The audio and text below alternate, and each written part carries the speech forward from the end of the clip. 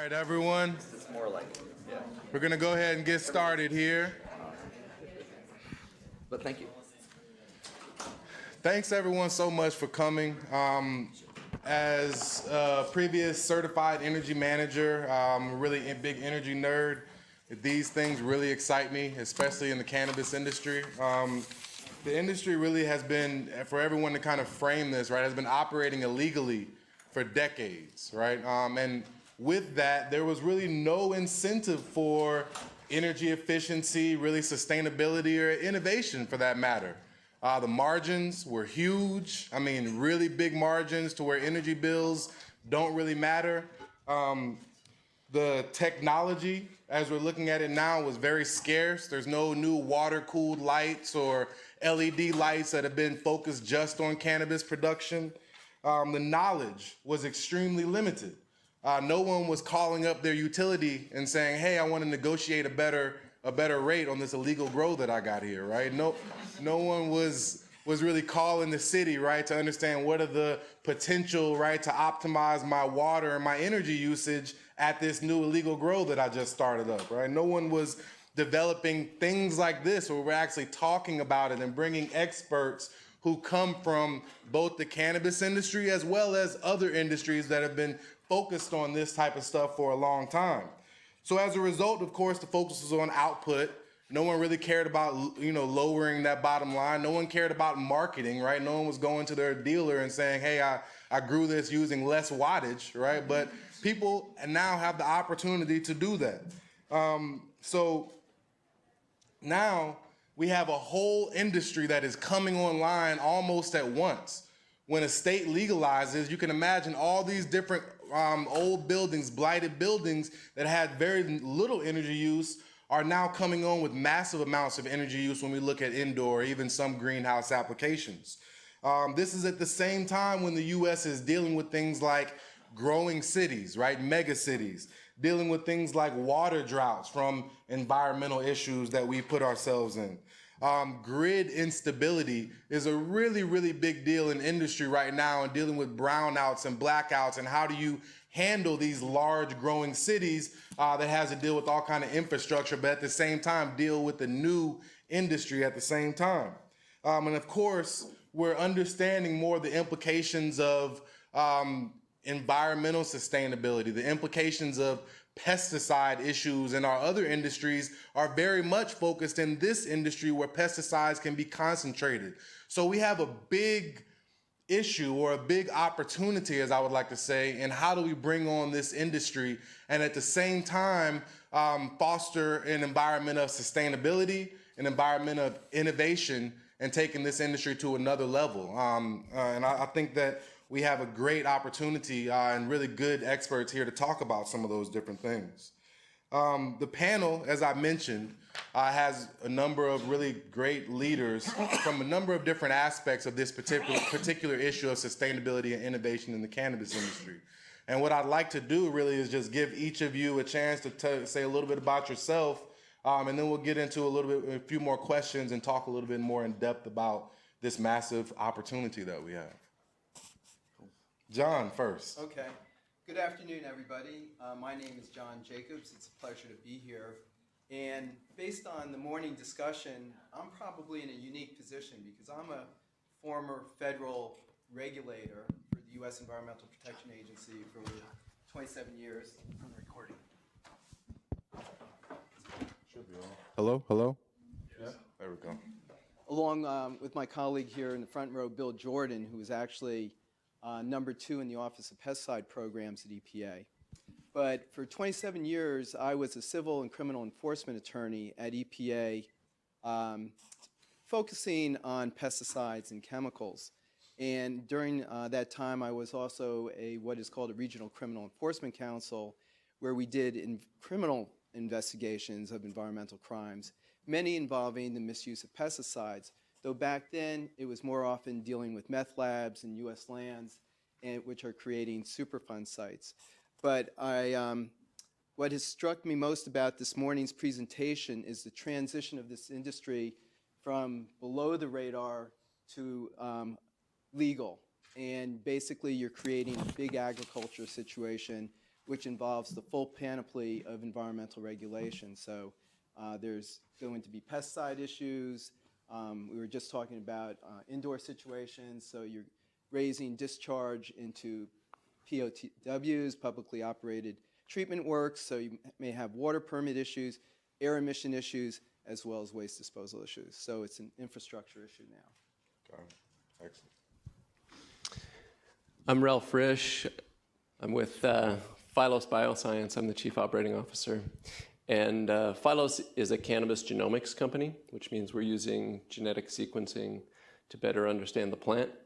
And it's funny because cannabis, we think it has the potential to be the most valuable plant that we cultivate, and yet it's the least studied of our major agricultural crops. So some things Phylos has been doing include we've been sequencing the cannabis genome and annotating the genome. Longer term, that's going to tell us a lot about the plant and how we can improve it. We have been documenting the genetic diversity of the plant, and we're now actually providing genetic certification to growers so that they can provide their buyers a guarantee that they're always going to be getting the same thing. Right now, there's a problem in the cannabis supply chain that nobody actually knows what they're buying. They're buying based on the name. And we can solve that problem all the way down to the consumer level. Longer term, we are working with growers to breed new varieties of cannabis, and we think that's going to be an important part of solving the sustainability problem. Excellent. Hello, I'm Daniel Vinkovetsky. I've been writing under the name Danny Danko in High Times Magazine for a little over 16 years now. I've seen the industry change a lot, obviously. What we used to think a big grow was 10 or 16 lights. Just recently, I visited a facility in Canada that was 875,000 square feet, many thousands of lights. So that's one of the major changes. Obviously, the grows are getting bigger, and the innovation is inevitable. It's the sustainability is driven by the innovation as well, because people need to reduce the price of the cost of production. So if it costs you $5 to create a gram and you're charging $4 for that gram, you're going to lose a lot of money, especially at 875,000 square feet. So it's very important to do whatever you can, I think, to reduce the costs, and a lot of that has to do with reducing heat, reducing electrical usage, and things like that. So we're going to talk about that as well. I've visited many hundreds of different grow facilities, from the smallest to the biggest, and I've seen a lot of different ways that people waste energy, and I've seen a lot of very innovative ways that people are being more sustainable. So we will hopefully be getting into all of that soon. Hey everybody, my name is Derek Smith. I'm with an organization called Resource Innovation Institute. A little bit about me. I've been working on corporate sustainability or energy and climate related issues in the public, private, and nonprofit sectors for about 20 years. I'm really mission driven. I was actually really encouraged by John Kagia's slide that showed that 75% of people coming into this industry have a story about them coming here to create change. I have never seen a bigger opportunity to have an impact on climate change, because how often does an entire industry show up generally at the same time with an open playbook for policy innovation, supply chain impact, and ideally creating demand for products that are responsibly made, and really an opportunity to change the pace of modern agriculture, and that's really nothing short of what we're trying to do here. RII was formed with some colleagues of mine, a woman who was the energy policy advisor to 2 Oregon governors, a woman who was on the U.S. Green Building Council, so she oversaw LEED, and a man from the utility industry who has run conservation programs for utilities all across North America, actually. So the initial idea was, let's create LEED for weed. That's going to be needed. And what we realized when we got into the industry is that there to have a label that actually means something, it needs to rest on standards. And as we all know, there's basically no standards in this industry on any topic, certainly not energy. And so to create energy standards, we need to focus on data collection. And so that's what we are all about right now, is understanding how and where energy is used in this industry, and it's used in a number of different ways. And ultimately, how is it optimally grown so that you can get the highest yield with the least energy input? That's ultimately what we're after. Excellent, excellent. And a little about myself, as I mentioned maybe before, I'm a cannabis cultivator, very much focused on that and creating craft quality cannabis and different genetics. But before that, I was an engineer that focused on certified energy management, certified with the Department of Energy, and really focused on all industry, pulp and paper, metals, manufacturing, going into that facility and figuring out how to reduce their energy usage and improve their sustainability, of course, from an environmental standpoint. And I mentioned, not quite yet, but I mentioned that, right, from an environmental standpoint and sustainability, who here thinks they know what sustainability means? We're at Yale, come on. Right, that's exactly right. We're being honest, right? I mean, a lot of people, this just this oblivious term in some sense that can mean a number of different things depending on your perspective. Are we talking about economic sustainability? Are we talking about the sustainability of my operation, environmental sustainability in a sense? I think that maybe is what we're thinking about, we're talking about, but I'd love to just get a really quick snippet before we get into this on what each of you think about sustainability and what does that mean? Okay, I can start. John, we're always starting with you, John. Because I worked on it at EPA. EPA has a huge sustainability policy, or they used to. Basically, it means economic development while protecting human health and the environment.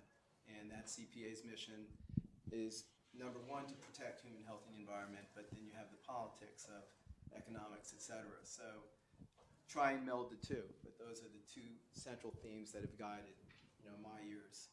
Excellent, excellent. Ralph. So I would add something to that, and I think when we look at cannabis industry sustainability, it's it's a piece of our larger societal need that everything we do is long-term sustainable. And for me, that means you're looking at the available natural resources, and you're looking at the inputs of your industry and the outputs of that industry, and those outputs include things like greenhouse gases and also other forms of pollution, and that you're making sure that you can keep all those things in balance long term. If we go beyond the potential of our natural resources, both on the input side or on the output side, to store the pollution or store those greenhouse gases, then we're creating problems that society is going to have to deal with longer term. And as Derek said, I think cannabis is not today sustainable, but we've got some real potential there. Sustainability to me is having as close to neutral or negative of a carbon footprint as possible. And ultimately, cannabis grown outdoors does have a negative carbon footprint. It pulls carbon dioxide out of the air, releases oxygen. It's when you bring it indoors and under lighting and with HVAC, air conditioning systems, and all kinds of pumps and fans and all those things, that's when you begin to raise the carbon footprint of your cultivation facility.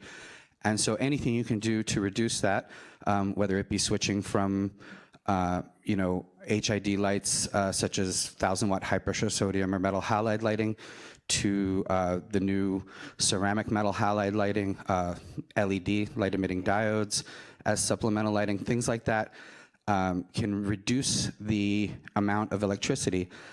Water is also a huge issue in cannabis growing. Reverse osmosis wastes a lot of water, so that's when you're cleaning the water. You waste a lot of water just to get pure, clean water. So anything you can do as far as water reclamation from dehumidifiers from your HVAC systems, and then cleaning that water and reusing that as well is very important.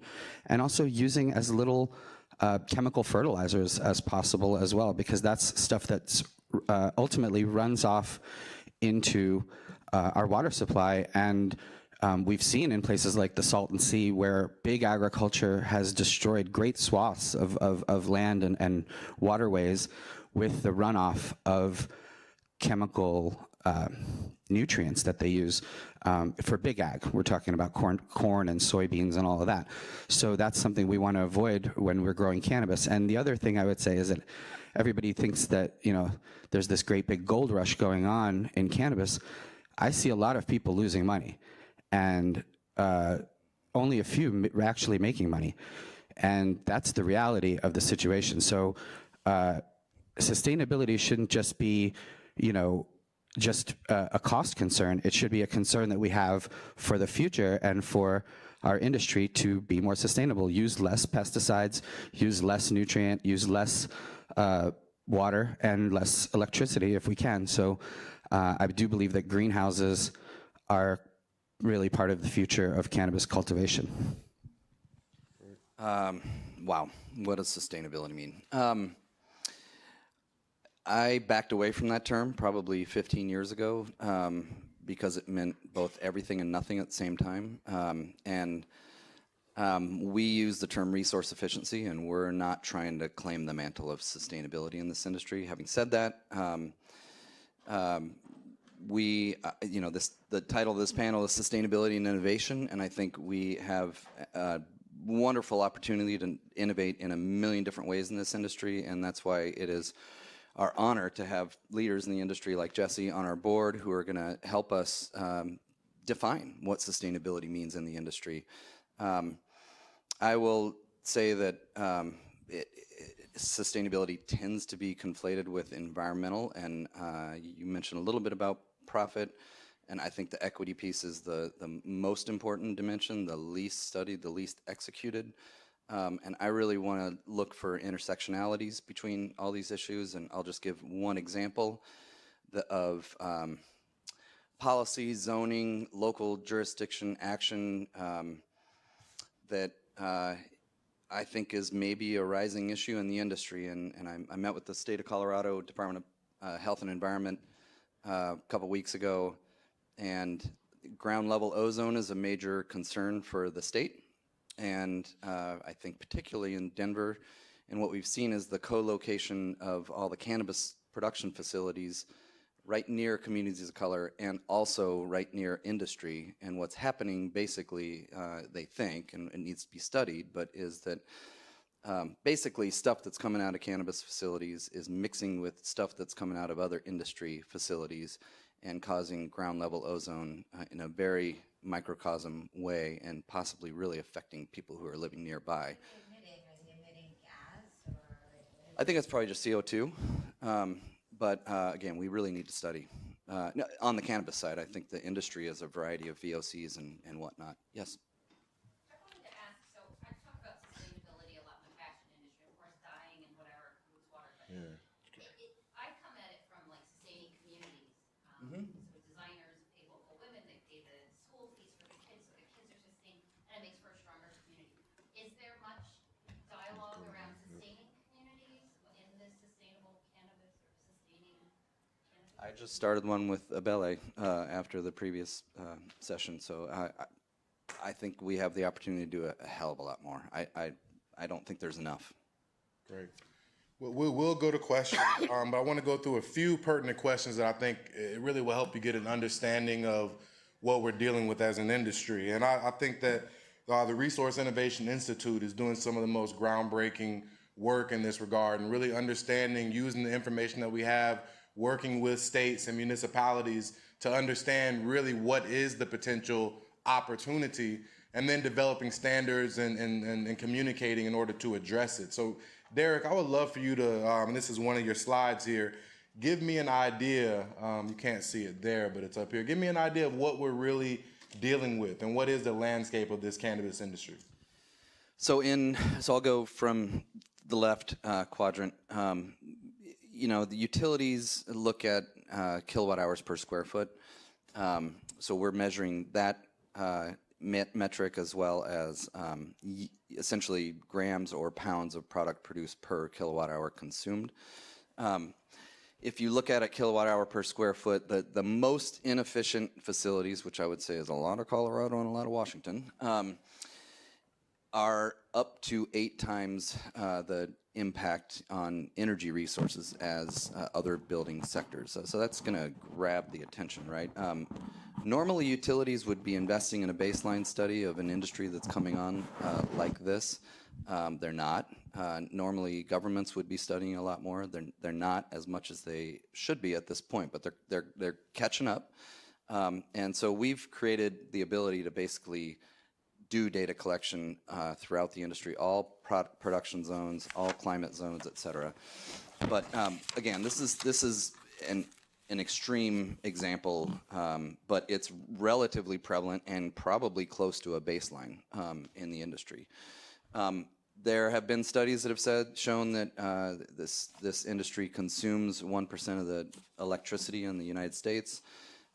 That's actually more of a past sort of illicit market era statistic. I think we're beginning to see what the increase in production is meaning, or the scale of production. I think 2 things are happening. Both facilities are getting more efficient at a per pound of product produced per energy input, but they're also scaling and growing, and the market's growing.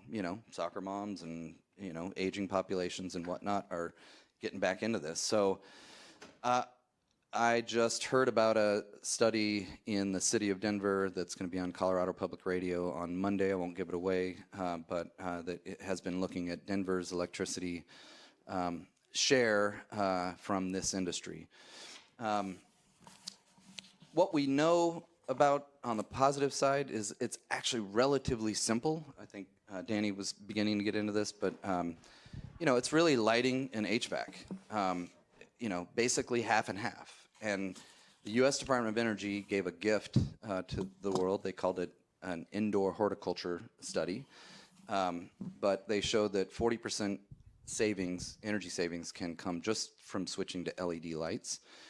And estimates are that on top of that, when you reduce the heat load in the room because you pull out those really hot 1,000-watt light bulbs, that you get an HVAC benefit as well. There's less cooling that has to go on in the room. So it's about 40 to 55% energy savings that could be done just by tightening up these facilities, fostering best practices, capturing data, and showing benchmarks of where production needs to go. And so that's the work we're doing. Excellent.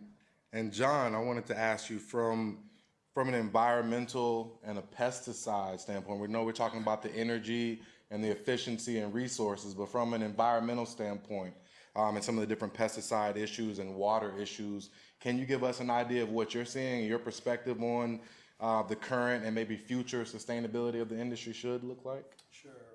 I think that it's clear from formal as well as informal discussions and experience that there is a lot of pesticide used in both indoor and outdoor growing situations.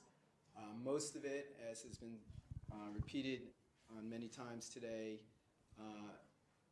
marijuana is not a allowed agricultural crop for pesticide use.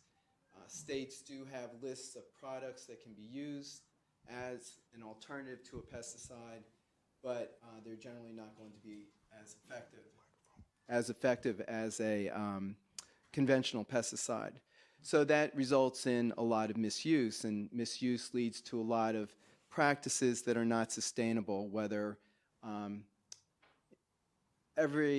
does everybody here use Roundup or some other pesticide in their house? How many of you actually read the label to see how? It causes cancer. So every label has directions for use, and those directions have been made in conjunction with the EPA and the registrant based on health and data studies that have been submitted, as well as a bunch of other information. And the use is permitted for only certain purposes. Most pesticides that are being used on marijuana, whether indoors or outdoors, have not been approved, of course, because it's illegal to approve a use for a illegal product. But even if they were, they haven't been approved for example, a product that is ingested, consumed, inhaled, etc. It's simply for application to the product itself to prevent it from exposure to pests. So until we can convince EPA and the government and state regulatory agencies to identify pesticides that work and are used legally, we're going to have misuse situations. And what that really is bad for is not only the consumer who ultimately uses a product that has an illegal pesticide in it at some point and is concentrated through various processes, but you have exposure to workers during the process. And every label, or many labels, have what is called a worker protection standard element in them and provide the guidelines for when a product can be used. And for example, I'm mispronouncing it, but myclobutanol is frequently used in the industry. It's frequently used indoors, but it's actually approved only for use on landscaping and ornamental. So you can buy it anywhere, you can buy it like Home Depot or something like that. Yeah. A product called Yeah. Eagle 20 you can buy anywhere, and then in certain states you could use it, and then it residually goes into your flower, which can then promote cancer. The funny part is that, okay, we already have a really long-established R.J. Reynolds or tobacco industry, and there should be some sort of EPA regulation stemming from that and towards, studies, but you can't because tobacco and nicotine has propensity to cause cancer from marijuana. It doesn't have that. Right, and that would be an excellent model that could be used, but as has been said previously today, until you remove marijuana or cannabis from the Schedule I, you really can't do anything, let alone study it, except under very controlled circumstances. So. Are there studies on nicotine and their pesticides? Because, for the average smoker, maybe whatever, if you smoke cigarettes or not, or a cannabis user, if you did ingest cannabis via smoking, you're not going to be educated about this, and that's something for educational platform for sustainability and community development, empowerment issues. Yeah, I would agree. Civics. Do you have a, Danny? Well, I would say it's also one of the benefits of legalization and the regulations that some would consider over-regulations when it comes to pesticides. It's actually a great regulation because you have to get your product lab tested, and if it fails, you can't put it out to the public. There are alternatives to harmful pesticides. There's beneficial insects that you can release that eat the carnivorous insects that are eating the plants. There are, I should say, carnivorous insects that eat the insects that are the vegetarians that are eating the plants. There's insecticidal soaps, and there's neem oil and things like that in varying degrees that can be used as an alternative, and integrated pest management where you're just constantly checking for pests so you don't end up with a huge infestation as well. But the lab testing is vital to that. When they're testing for the parts per million of certain pesticides, like Eagle 20 was mentioned. A lot of places in Colorado lost a lot of product because it tested positive for that, and they couldn't release it. Ralph, did you have something on that? Yeah, so we'll talk in a minute about breeding, but we can actually breed the plant to be more pest resistant and thus lower the need for pesticides. So powdery mildew is a good example of a scourge in the industry, right? In almost every climate, powdery mildew is a problem for growers, and yet there are some varieties of cannabis that are highly resistant to powdery mildew. And so we can take those traits and we can breed them into the mass-produced cannabis varieties. It takes time, but it's a way to bring way down the pesticide use. Yeah, that's excellent. You're stealing my thunder a little bit because I wanted to get to that with you. But no, it's a great intro because we've talked about the energy resource issues as it relates to sustainability, but then also water, pesticide, and health sustainability. What are we really doing? And I'd love to talk to Danny about this one. You mentioned some things earlier, right? And I'll go to a picture of one of them. From a technology standpoint, from a growing methodology standpoint, and even innovation, right? What are you seeing in the industry now that is helping people to get down to that lower footprint? Right. Well, as the slide illustrates, there's LEDs, light emitting diode technology for lighting. Still not quite as powerful, I would say, as high intensity discharge lighting, but great supplementally checkerboarded with high intensity discharge lights. Great for the vegetative stage and cloning and areas where you don't necessarily need such intense light.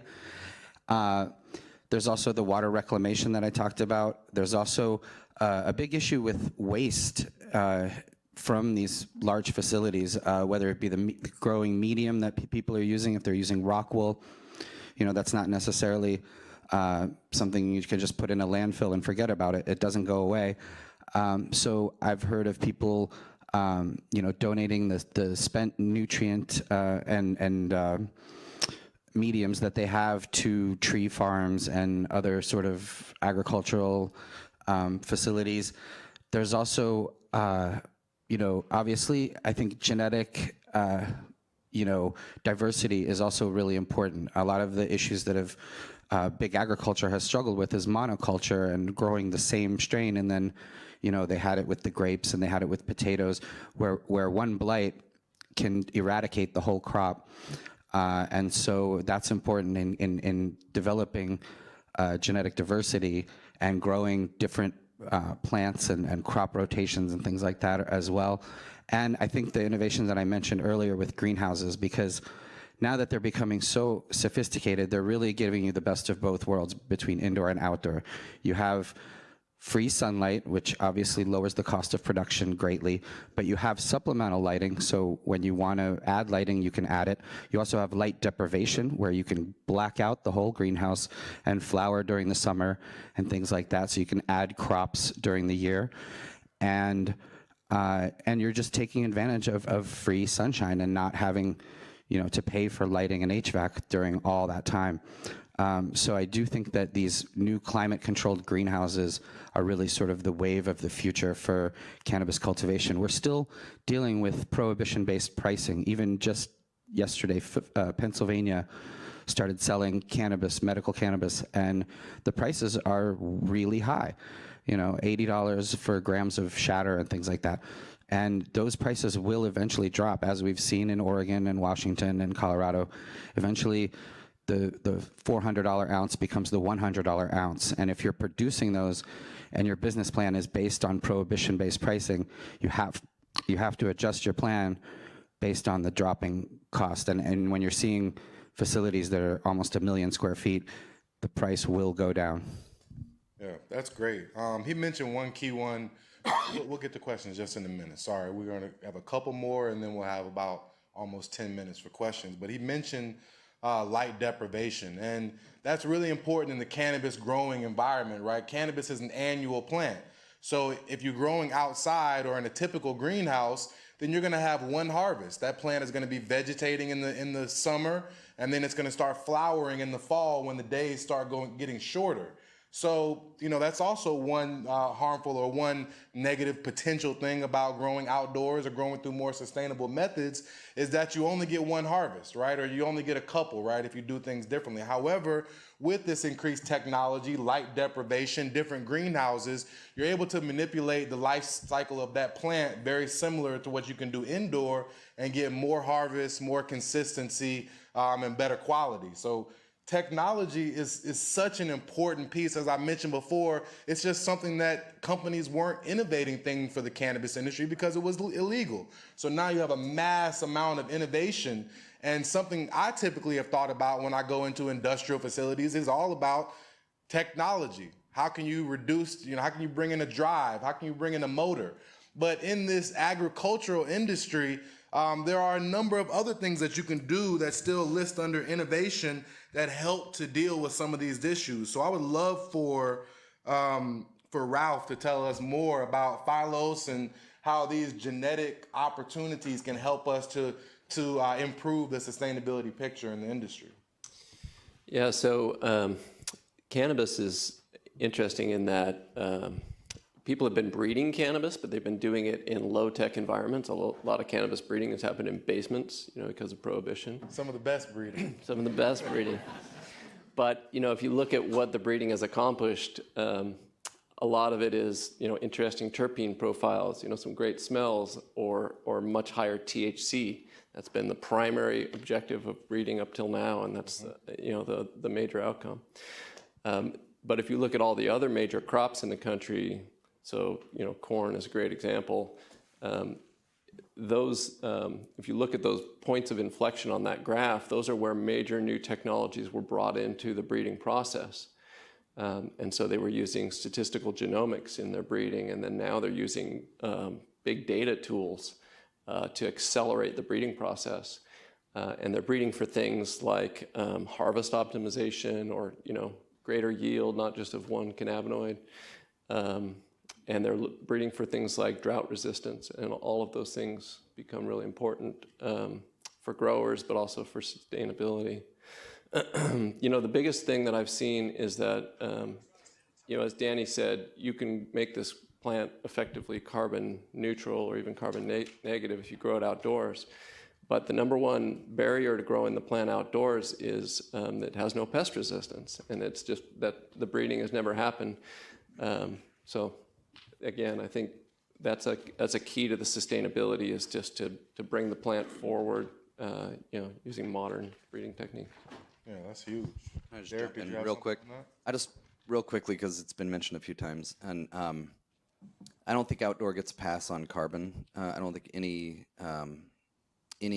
product or industry gets a pass on carbon, and I don't think we know enough to know about sequestration rates. The scientists I've talked to is plant may not be in the ground long enough to actually sequester carbon. So I think these things need to be studied. The good news is there's plenty of templates from other industries. Obviously, there's less of an energy impact. Obviously, there's less of a carbon impact from energy sources, but generators are used.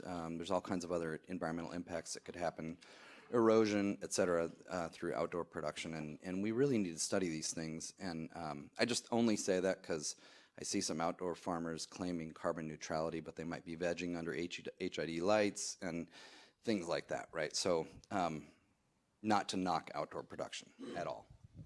If I can just add one more thing, I think that's a good point. I think, as I said, there's a lot of data that we still need to gather. But one example of an enhancement that we know could help is if you're growing outdoors, if you grew from seed, because when you grow a plant from a seed instead of a clone, then that plant has a taproot, and the taproot will go deeper and make better use of groundwater. The problem is today, there's no stable seed lines like there are in other crops. So every seed is pretty different from every other. But we know how to make stable seed lines. We just have to put in the time, make it happen. I just wanted to quickly note, primarily on the prior slide with that very large greenhouse that was shown, what we're seeing is the industrialization of an industry that has been pretty much unregulated.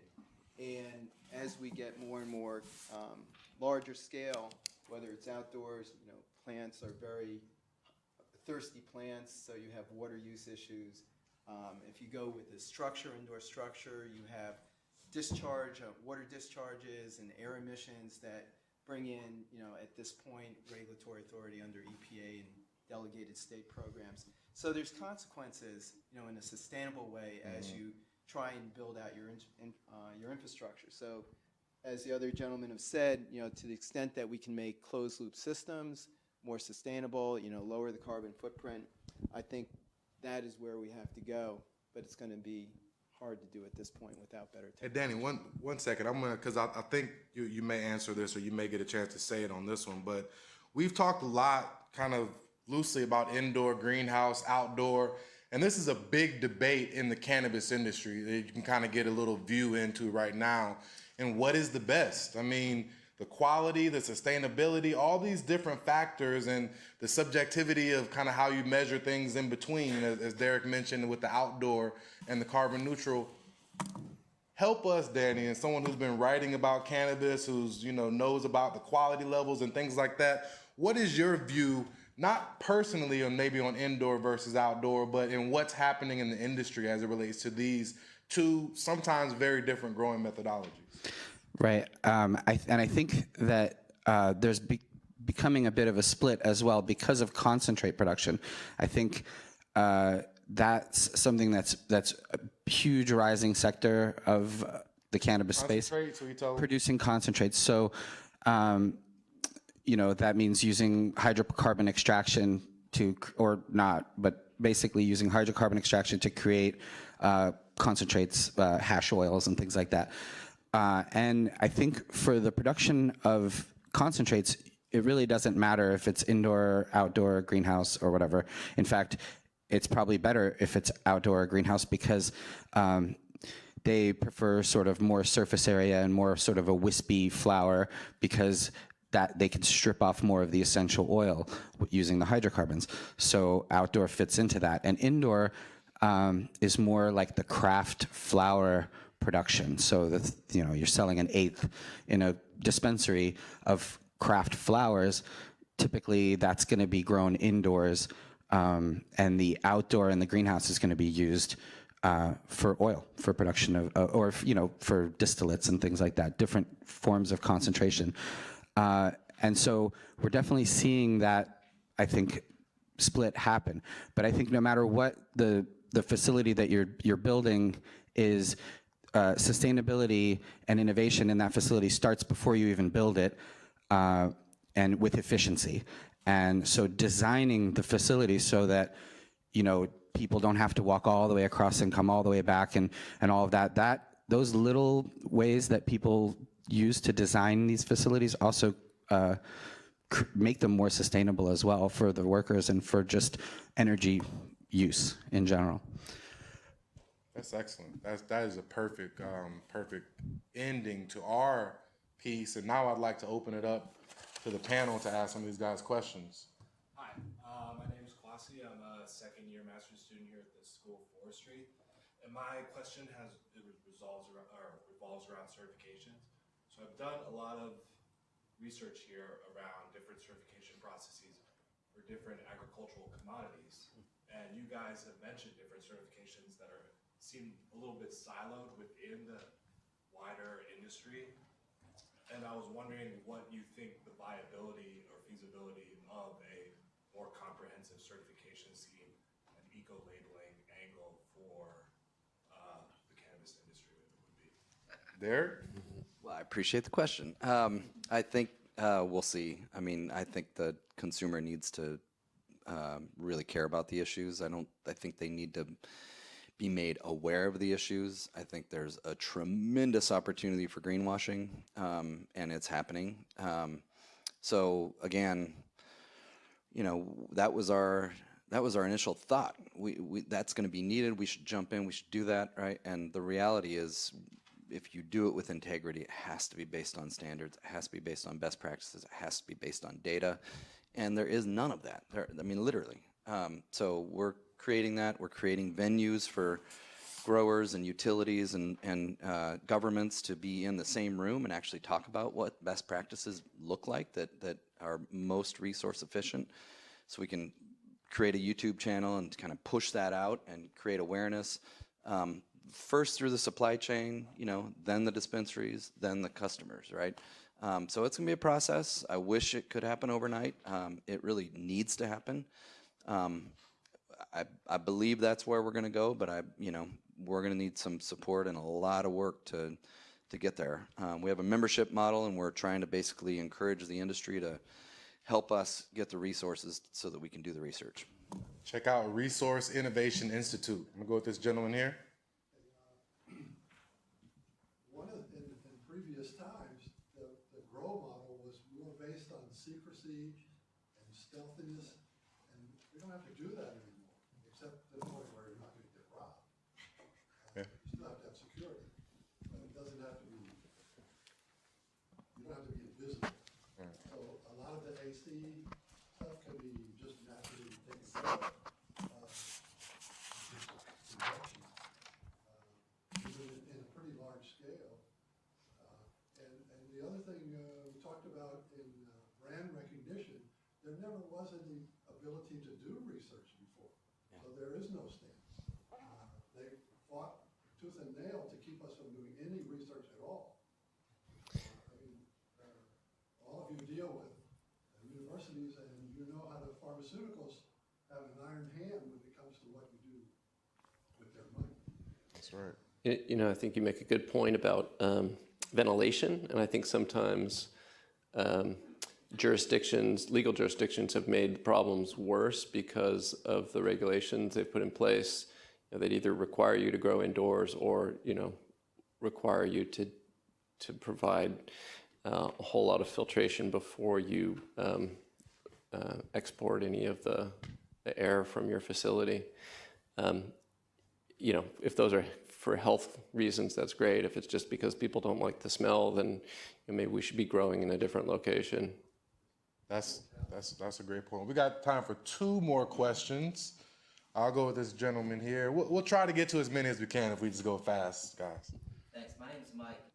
I have a company in Maryland that has a processing license and a dispensary license. And as processors, we have a huge responsibility because we concentrate things down. And if it has pesticides, we're giving patients all over the state something with concentrated chemicals in it. So, you know, our company chooses to do things like our own testing in-house to be responsible about it. But my question relates to greenhouses because Maryland, like many new states, isn't allowing outdoor, because you're right, as a processor, I would love outdoor supply. But there's 2 greenhouses in Maryland. And what I've found is that they're the most sustainable and the most vulnerable. And it's been difficult to find a balance of quality and sustainability with greenhouses. We've seen the most powdery mildew come out of them. It just doesn't seem to be consistency. So as someone who wants to be a responsible owner in the industry, how do you find that balance?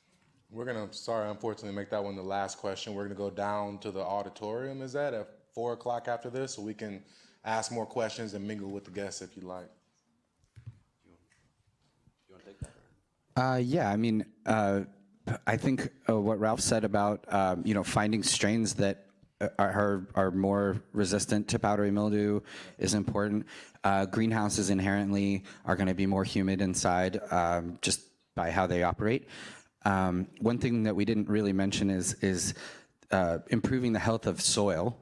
Always helps to make a plant stronger and give it more resistance. So if the soil is a healthy living soil that you're improving upon with organic material year after year, you can actually add to a plant's resistance by using a healthier soil, and also aerated compost tea and things like that just sort of help, you know, create a barrier of protection for the plant. Other than that, I mean, it's very difficult to avoid powdery mildew. I mean, it's a plague in the industry, just like spider mites and other things. Ralph may have something for that one. Yeah, there is one other issue there, which is that you know, a greenhouse in Maryland is going to perform differently than a greenhouse in Salinas Valley, right? And you know, long term, and you've probably thought about this. I mean, you as a retailer in Maryland, you may want to source some of your cannabis from other parts of the country once those barriers come down. And you know, a lot of where the cannabis is grown is going to have to do with cost per pound of production. But some of those issues you mentioned are going to be important as well. That's great, guys. We're going to wrap this up. As you can see, we have a big industry, a lot of opportunity. We'd love to have some Yale graduates or, you know, students come to help us with some of these problems. As I mentioned, we really need to make sure we take advantage of all the opportunities in the industry. So thank you very much.